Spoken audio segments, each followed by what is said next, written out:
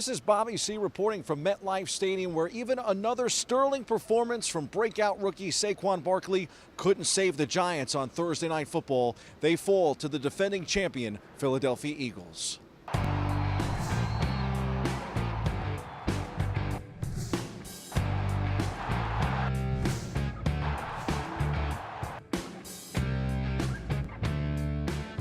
I don't think there's any denying the talent in this room. What will it take to salvage the rest of the season?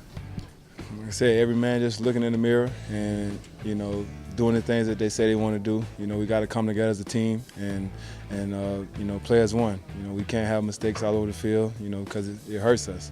And, so we got a little break here. Hopefully everybody goes and, kind of take their mind off a little bit, but, also think about the things that we need to do to, turn our season around. We have the talent. We have a great coaching staff. We just gotta come together, continue to play our butts off, and good things will come. And we just gotta continue to believe in each other, keep a positive mindset. Obviously, we can't be happy where we're at 1-5. That's not acceptable at all. But we gotta sit together as a team, and we can't fall apart. Just keep going. Just keep going. Come in day by day. Keep digging. Keep digging. Put your hard hat on every day. Keep digging. Keep digging. That's all you can do. There's no way to pull yourself out but to work and keep working harder and keep working harder and keep working harder. That's it. The lone positive from Thursday night was Barkley. He ran the ball 13 times for 130 yards, catching it 9 times for 99.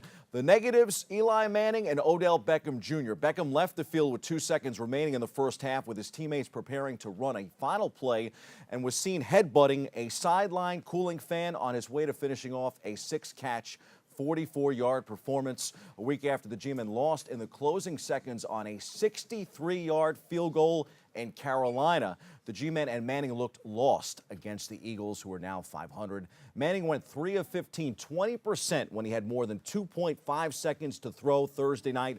According to NFL Next Gen Stats, that's the worst completion percentage on such throws in a game this season. Minimum 10 attempts, according to ESPN Stats and Information. I was wrong last week, folks, although Big Blue finally scored 30 points. And last night, Manning made all of his loyal supporters like myself look bad, too. The 37-year-old didn't give the fan base much to cheer about. In fact, the crowd finally booed some in Manning's direction. The G-men have been searching for answers. They even released underperforming offensive lineman Eric Flowers this week at 1-5. The season certainly looks over. The question is Manning done too? Manning and the Giants will try and begin to salvage their season in Atlanta on Monday Night Football. That game is in 10 days. The Jets didn't let me down in the prediction department last weekend. Gang Green crushed Denver 34-16. We go back inside the locker room for more.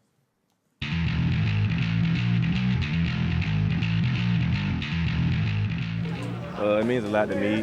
Really, I just want to congratulate my O-line because, without them, I wouldn't be able to do that. They was opening up holes all game, and I feel like, JB, I feel like he basically committed to the run. I feel like our O-line, they did their thing. Everything started with them. None of those plays down the field, none of those runs would have happened with the O-line. I think that they were faced with a challenge this week.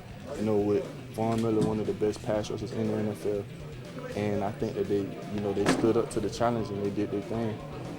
Oh yeah, without doubt. Every weekend is a must-win for us.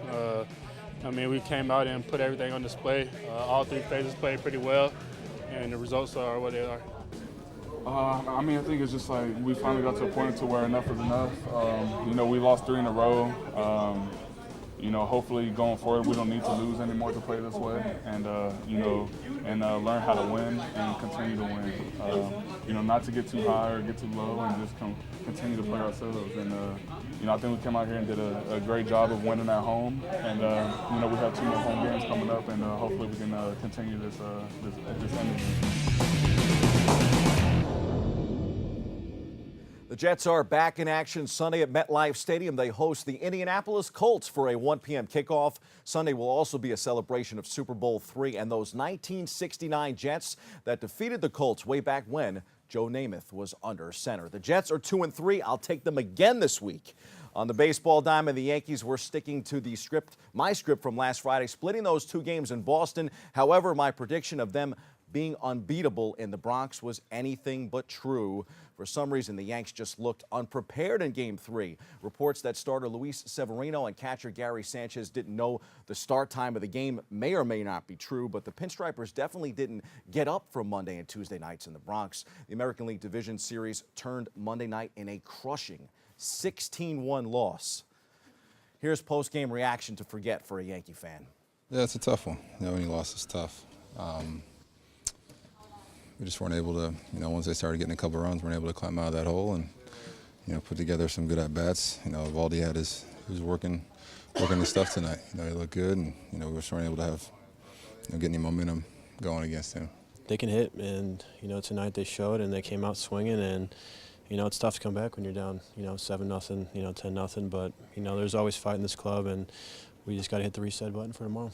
We just got to look at it as another as any other loss. It doesn't matter if it's 16-1 or 3-2. Tomorrow is a must-win game for us. We've been in this position before with the wild card game, so we know what we've got to do, and I know the guys will respond.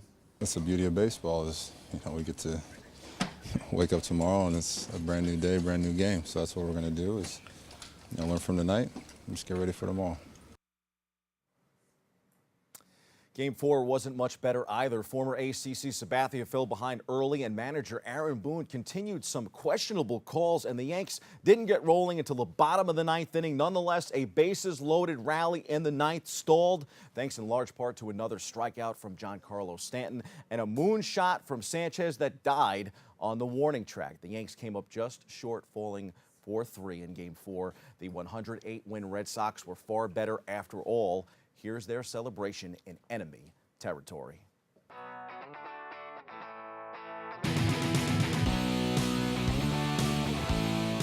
To me, winning 100 games, shows having a good regular season. And then you get to the playoffs, and like I said before, one of the two teams had to win, and they were able to beat us there.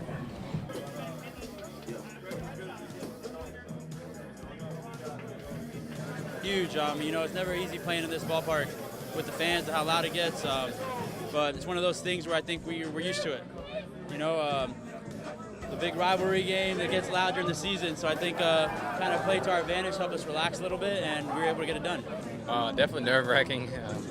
They got bases loaded. They got a chance to win that game with a home run right there in Yankee Stadium. So I was definitely kind of nervous, but we got the best closer in the world on the mound, and he'll find a way to get it done. Yeah, I was just going one batter at a time. I knew we had a 3-run lead, and I knew I couldn't give up 3. And giving up 2 runs and making it close like that, that's not how we drew it up. It got a little exciting, but we won the game. It's not about me. It's not about any individual player in here. It's about 25 guys on any given night going out and giving it their all, and we did that, and we just came up a little short.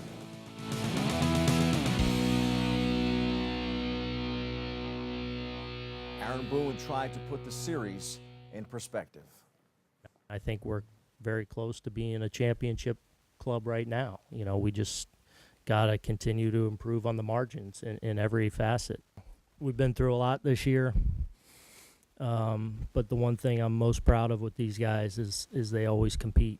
And, the Gary at bat, I think, is a great example of that. I mean, if you fall behind 0-2 against that guy, lay off some tough pitches, battle, and just miss winning the game. It was a great at bat, but just proud of the way they competed. It just really sucks. Came up short. The Yanks have plenty of money to spend to go along with their young core. It will be interesting to see who comes and who goes in the offseason. The Final 4 in baseball: Boston and Houston in the AL, and Milwaukee and the LA Dodgers in the National League. Time for some quick hitters. The Yanks and Giants disappointed me, but I was right about the Jets and Khabib in the octagon. He destroyed Conor McGregor and then sparked a post-fight brawl afterwards. Following their UFC 229 lightweight Title bout Saturday in Las Vegas, in which Nurmagomedov defeated McGregor by 4th-round submission. The Dagestan native leaped over the octagon cage and into the crowd in an attempt to fight members of McGregor's team. While this occurred, McGregor climbed the cage as well and threw a punch at a member of Nurmagomedov's team who came at him. The two will be temporarily suspended beginning Monday, according to Nevada Athletic Commission Executive Director Bob Bennett. On the ice, the Devils defeated Washington 6-0 in New Jersey last night. The Rangers topped San Jose 3-2 in overtime. The Islanders will be in Nashville Saturday night. The NBA preseason is wrapping up. The Nets and the Knicks will play their final preseason game tonight against each other. The Knicks are 3-1 in the preseason. The Nets are 1-2. Those are the headlines. We hit the C list for concluding thoughts on the Yankees.